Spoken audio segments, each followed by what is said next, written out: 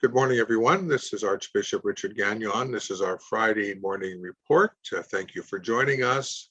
I'm talking to you from my residence in Winnipeg, and our Friday morning report is simply a way by which I can communicate with people in the Archdiocese of Winnipeg, respond to questions or other concerns that people may have, and to talk about issues. And there certainly are a lot of issues today to talk about. First of all, good news regarding the COVID-19 front. There has now been, as of this coming Sunday, July 17th, a loosening up further in the restrictions that cover the virus in Manitoba. And in this loosening up, we find now effective on Saturday, July the 17th, rather, that faith-based gatherings are now permitted up to 50% of the church's capacity, or 150 people, whichever is lower. And for outdoor faith-based gatherings, the maximum of 150 people. The celebrations of weddings, funerals, and baptisms are allowed up to a maximum of 25 people indoors and 150 people outdoors. The memo I sent around to the parishes, which is also on the website, goes into a bit more detail in terms of who would be excluded from those restrictions. But nevertheless, for our purposes this morning, I'll keep it straightforward. Gatherings while in motor vehicles attending services remain without limitations. There's no limitations to gathering in vehicles for outdoor services. Physical distancing and the use of face masks remain a requirement for all indoor gatherings. Furthermore, fully separated parts of the church building, example, the worship space, a parish hall, these could be used for different groups of attendees, providing there's a separate exit and entrance for the separate parts of the building, and the two groups are not mingling together as one large group. So we had a similar thing a number of months ago. So this is all very positive, and I do think that in 1 month from now, approximately, we could expect further loosening up. We know that provinces like Saskatchewan pretty well have moved past the restrictions in general and are ahead of us. We're about a month behind. So I would just say to all of you that we must now prepare ourselves for very soon a full opening of our churches, which will be happening quite soon. So all of this is very good news. Thanks be to God for that. I thank you also for the questions that came in this week, and I'll respond to your questions now. I have two questions. I think they're very good questions. The first one is, I understand that part of our commitment to reconciliation includes paying $25 million as part of a settlement with only $4 million ever being raised. I see this week that the Saskatchewan bishops are launching a new campaign to raise these funds. And their plans for Manitoba, are there plans for Manitoba to follow suit? I very much support this initiative, and I am eager to donate, the person says. Thank you so much for all you do, and we continue to pray for you. Thank you very much for your prayers. Your $4 million, I think, is a little bit generous. I think it's more like 3.5 million, I think, was raised in that original fundraising campaign years ago. So in response to your question, I think it's a very, very good question. I would say this, that the fundraising campaign in Saskatchewan was organized by the bishops in Saskatchewan. But I think it's important to look at it this way. This is helpful, that this effort on the part of the Saskatchewan bishops, and they say so themselves in their information, it's not a resurrection, you might say, of the $25 million campaign of the past, but rather something new to contribute to funds to specific organizations to further healing and reconciliation. So why do we say it's a new campaign? It's not a resurrection of the old campaign.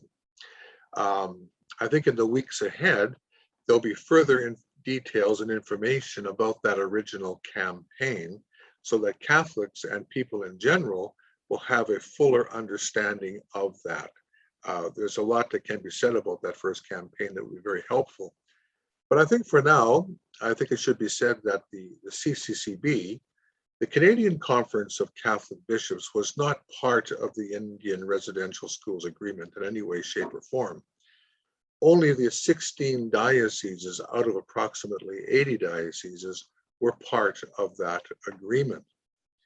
So therefore, any fundraising that is undertaken today in 2021 relative to the legacy of residential schools would need to involve the dioceses in Canada at a wider level and in a new way, because the original corporation that was founded involving the 16 dioceses and several dozen religious orders, that is now defunct. That has now been closed down. And so we talk about a fundraising campaign to address healing and reconciliation. This is a new effort with a new approach to further healing and reconciliation. We keep in mind that the dioceses and religious orders are all independent from one another, and there's no national authority or head office. We've repeated this many times, but the more that I am in my position as president of the Canadian Conference of Catholic Bishops, I realize how very true that is, that we are dealing with separate entities, separate units, corporations, religious orders, all independent from one another. And this has been the case of the Catholic Church from the very beginning. This is not something that came up, something that was arrived at in Canada. This is who we are and who we have always been, based on what happens in the Acts of the Apostles and the churches we read about there. So what you see in Saskatchewan is a group of dioceses who voluntarily come together to work at fundraising. That's an important point.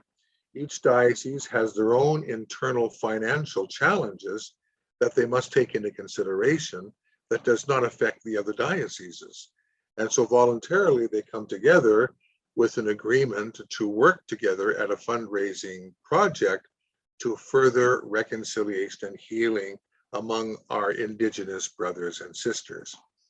So fundraising efforts which deal with residential school legacy will likely take on this model in Canada, depending on the groupings that dioceses enter into voluntarily.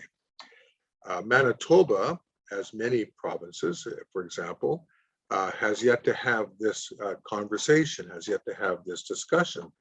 Saskatchewan is a little further along that path of working together, and they're providing some good examples there. So I would just say that, it takes some time for this to evolve. It takes some time for these discussions to occur and to decide on a course of action.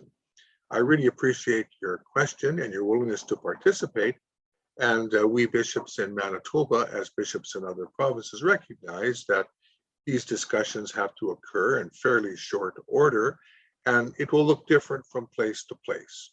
So I think that's how I would approach your question. I think it's a very important question and one which is on the minds of many people. Thank you for that. The second question is another one, a little different. It says this: the church is such a focus of anger and destruction spreading across the country. Watching our places of worship damaged and desecrated is very heart-rending and incites only more anger and negative emotions. How can we as Christians explain our need for and protection of these precious sites for spiritual guidance towards reconciliation, rather than increase reactivity and impede the process to peace, or paths to peace? Thank you. Hey, great question. I think you hit upon a couple of very important things there. One of the parts of your sentence that jumped out to me is this one: how can we Christians explain our need for and protection of these precious sites for spiritual guidance towards reconciliation? I know a couple of First Nations communities, big ones, who made a point of protecting their churches, because their churches not only represent important historical monuments, but they continue to be the focus of the Catholic part of their population who attend the churches, who have funerals there and weddings there. And the First Nations see the benefit and the importance of the protection of these churches, because the churches represent the people who are involved there. I think that's a very important thing to notice. And your question touched upon that with regards to parish churches everywhere. That's very important to remember. And so attacks on churches is detrimental to good relationships, obviously, for the reasons that you've said in your questions.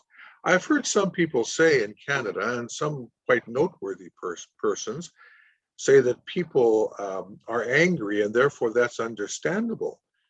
Yes, people are angry, but this does not help the situation by so saying.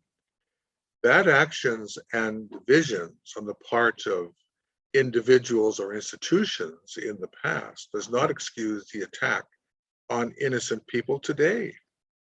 Obviously, when a church is vandalized or burned down, you're talking about the people there who built the church, who attend there. It's a very important part of their lives. And so it's an attack on the people. And therefore, it doesn't help relationships any at all. I think it's very important to bring that forward, because that's an important aspect of this. There have been significant Indigenous leaders in Canada who spoke out against this, who continue to speak out against. They say, this is not our way. This is not the way you further reconciliation. And so how do you further reconciliation? By building relationships, by having a fulsome understanding of the history of the issues affecting Indigenous people in Canada, as well as the residential school period, and good education. This is a project we have before us, and this is something that is not done quickly. We have no idea who is attacking these churches. Nobody has been arrested. We just don't know who's attacking these churches. But I think that the Indigenous voices speak very clear about this, and I thank the leaders for speaking out against this. This is not the way to reconciliation. It doesn't help matters any. So I thank you for your question. I think it's a very important point. We have a challenge in Canada.